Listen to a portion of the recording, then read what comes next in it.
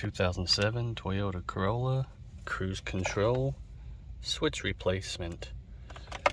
This one here, if you need the part number, that is the part number there. You'll need a T30, a little pick or a little small pocket flat blade screwdriver, and a Phillips head screwdriver. So what you want to do is disconnect the battery. Then on the side you'll have two T30, one right there, and you're going to have one, don't know if I can get the camera into it, but you'll have one, if you're looking on the other side, right there. So I got those two loosened up all the way, and I was fighting this thing because I got them all both loose and they wouldn't come out. So what I had to do, I had to pry on the side of it like that to get the screw to come through all the way away from the airbag hole right there.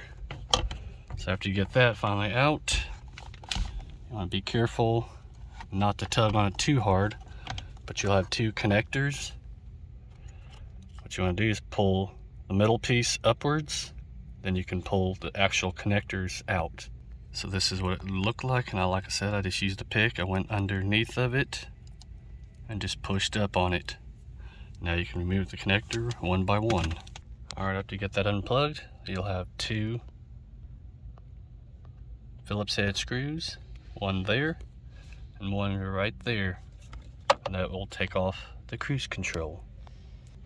After you get those two screws out, you'll have a connector that plugs into the actual clock spring. Just push that tab in and unplug. Then on mine, it has a horn connector. Just pull that out, and it will just pull right through one way or the other, since this one here is broken.